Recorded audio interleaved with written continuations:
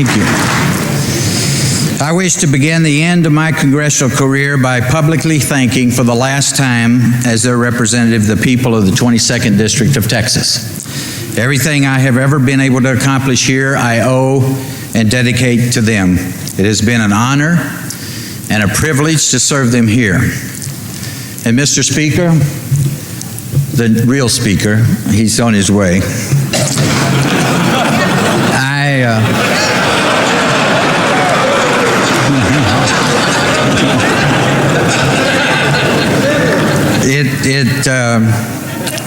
I want to tell the real speaker it's been an honor to serve with Denny Hastert, who's my good friend, my most trusted partner and colleague.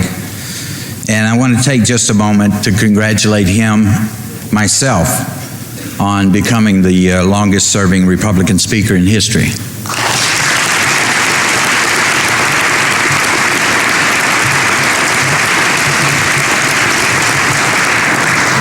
What a blessing this place is, Mr. Speaker. What a castle of hope this building is, this institution is for the people of the world. It's one of those things in political life that you always know, but seldom notice. The schedules we're forced to keep during our days in Washington are not always hospitable to sitting back and reflecting on the historical significance of our surroundings. In the weeks since I announced my retirement, however, I found myself doing just that. I noticed things that like I haven't in years. I noticed the monuments on the mall. I noticed that in Washington's obelisk, the father of our country is represented not as an object of glory, but as a dutiful sentry at attention, minding his post for eternity. I noticed that under Jefferson's dome, the statue of the man is relatively understated, while his etched words still thunder from the marble with the power to drive history. I noticed that Lincoln's chair, the man who sought above all peace and reconciliation, keeps one of his hands in a perpetual fist. I walked these halls with a keener perspective. I notice now the statues of old and great, and in some cases almost forgotten heroes that line the halls of this building, that stand in Statuary Hall. In these halls, I have also noticed in recent weeks the number of tourists in the Capitol who speak no English. They are not from America, most of these visitors, and yet, in a certain sense, of course they are. They may speak Italian or Polish or Japanese, but the freedoms they enjoy, both here and in their own countries, have been inspired, won, and secured by the ideals and the courage and the compassion of the American people. These pilgrims come from all over the world to the House of Representatives to sit up in these galleries, photograph the statues, and stare up at the rotunda to bear witness to the awesome feat of human liberty we have achieved right here.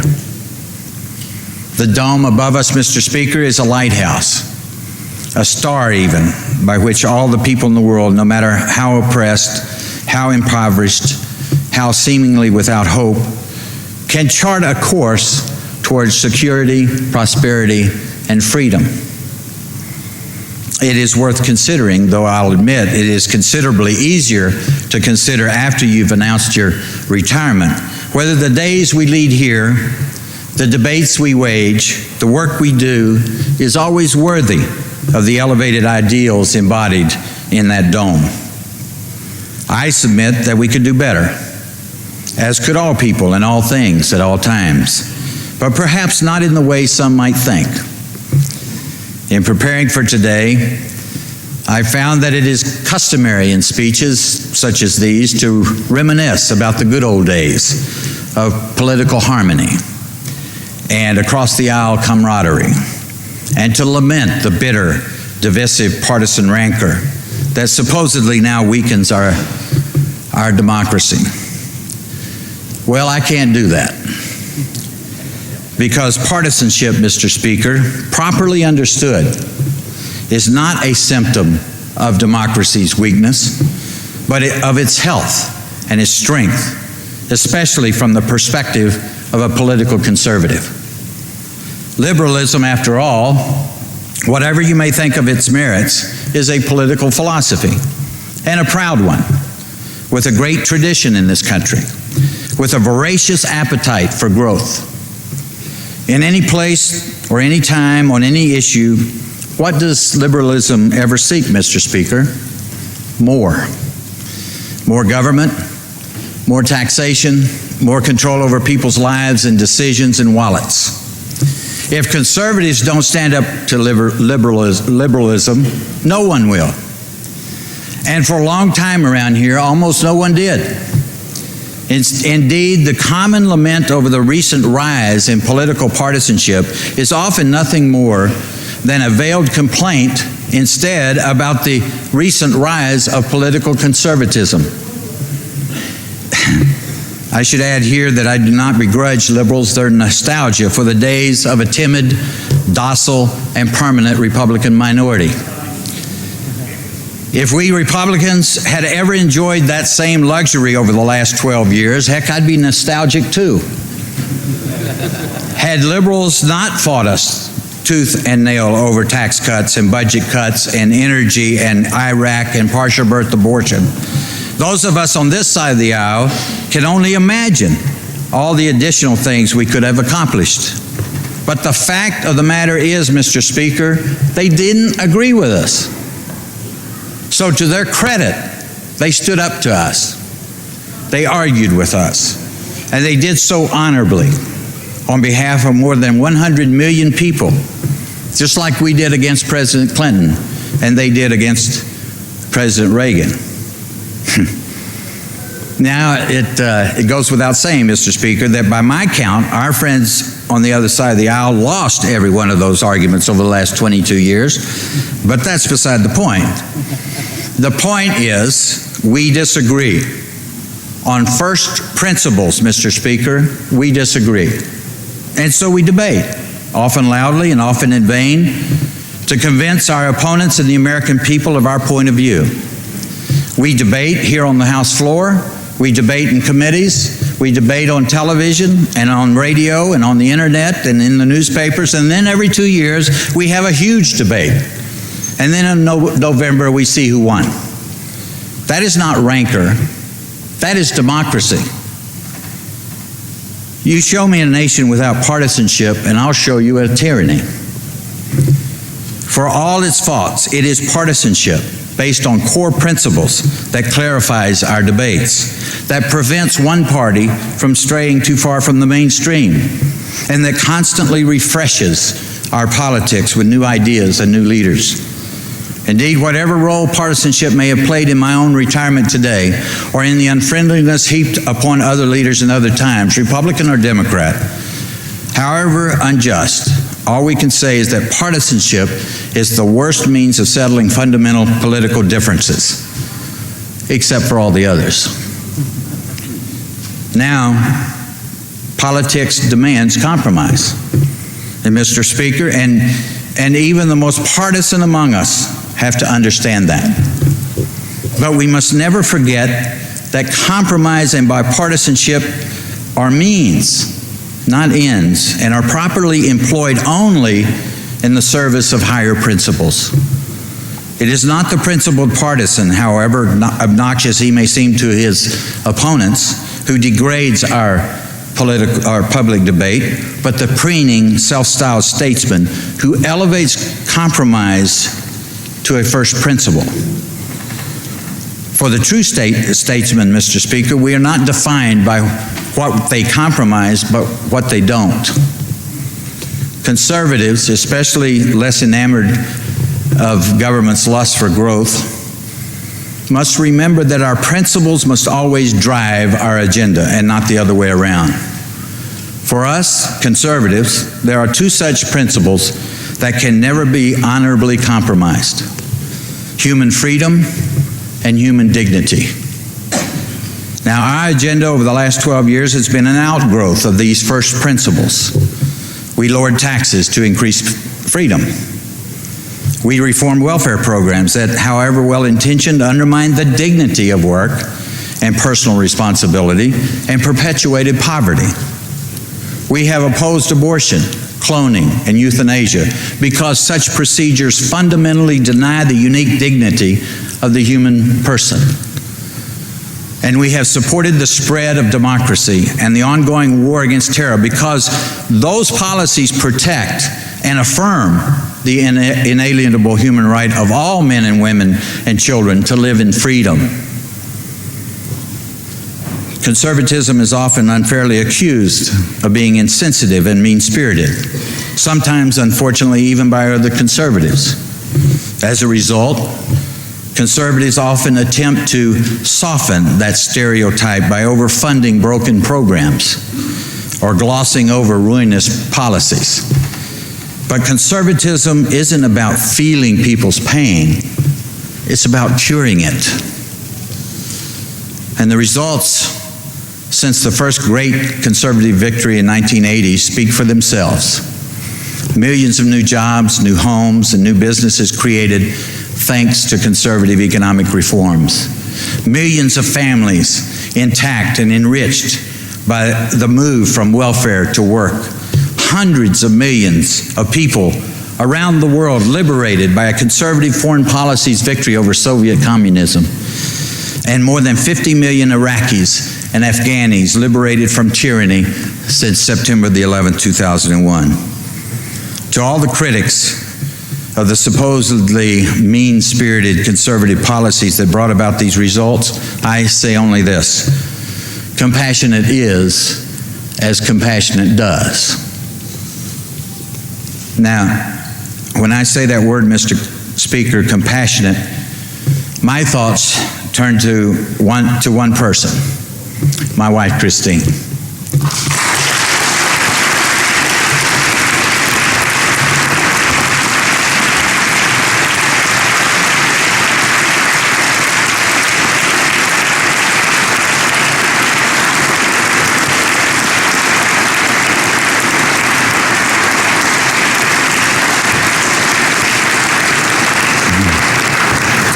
12 years ago, Christine became what's called a court-appointed special advocate for abused and neglected children.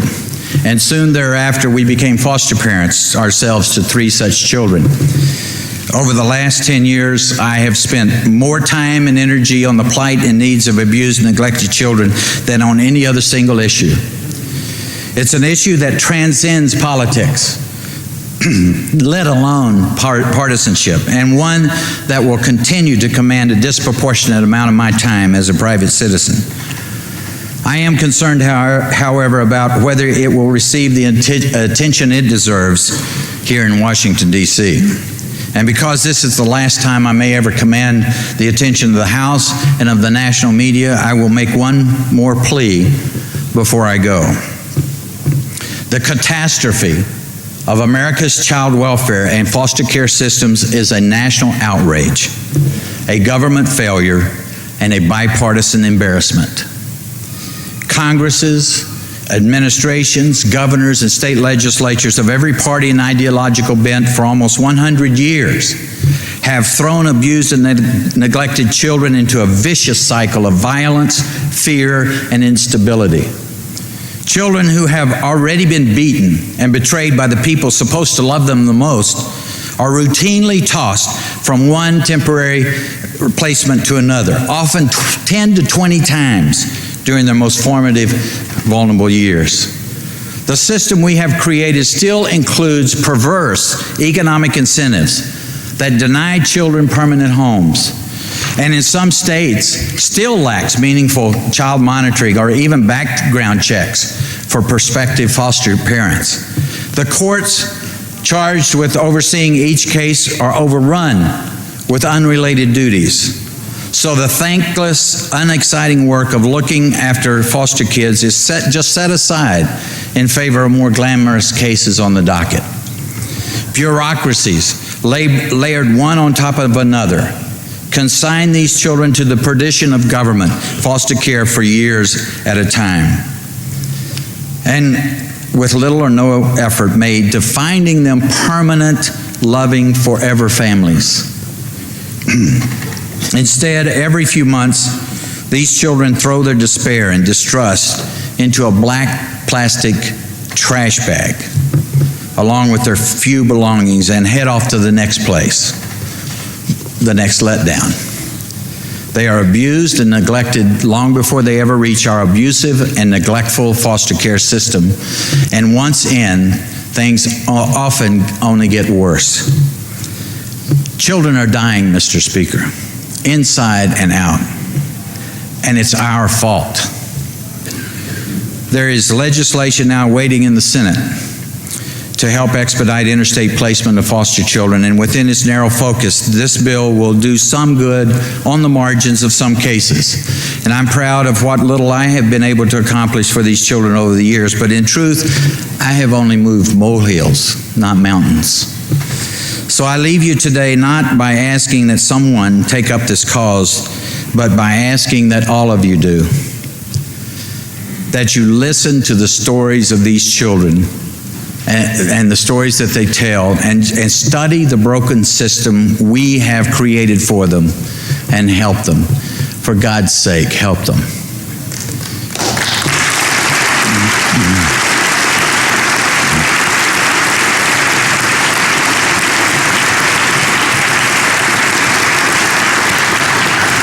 I ask this of Republicans and Democrats alike, not in the name of bipartisanship, but in the name of principle.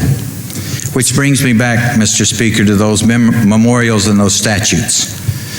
The great Americans honored here in bronze and marble, the heroes of our history and the ghosts of these halls, were not made great because of what they were, but because of what they did. George Washington and Abraham Lincoln have almost nothing in common with Junipero Serra and Jack Swikert, except the choice they each made: to live, to fight, and even to die in the service of freedom.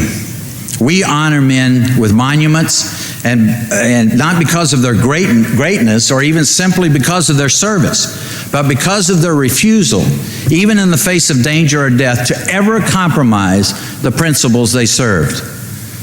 Washington's obelisk still stands watch because democracy will always need a sentry. Jefferson's words will still ring because liberty will always need a voice. And Lincoln's left hand still stays clenched because tyranny will always need an enemy. And we are still here, Mr. Speaker, as a House and as a nation, because the torch of freedom cannot carry itself. Here on this floor, I have caught and thrown spears of every sort. Over the course of 22 years, I've probably worked with and against almost everyone in this chamber at least once. I have scraped and clawed for every vote, every amendment, for every word of every bill that I believed in my heart would protect human freedom and defend human dignity. I have done so at all times, honorably and honestly, Mr. Speaker, as God is my witness and history is my judge. And if given the chance to do it all again, there's only one thing I would change. I would fight even harder.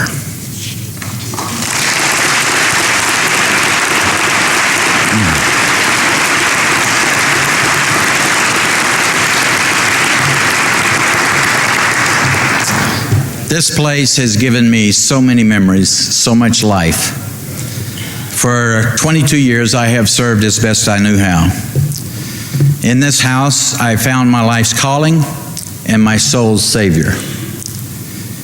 8 years ago, I witnessed evil in the murder of 2 Capitol Hill police officers, one just outside my office and another, a very dear friend, on my protection detail inside my office itself.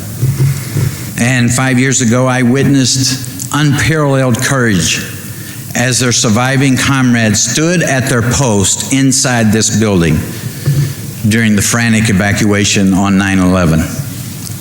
They are around us every day, the Capitol Police Force, members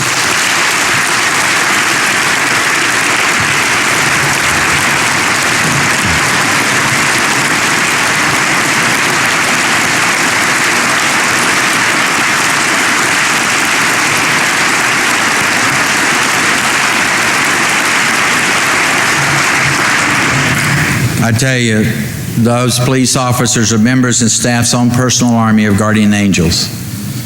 They are the bravest men and women serving under this dome. And I offer them now one more time my great respect and admiration. Because believe it or not, Mr. Speaker, this is a happy day for me.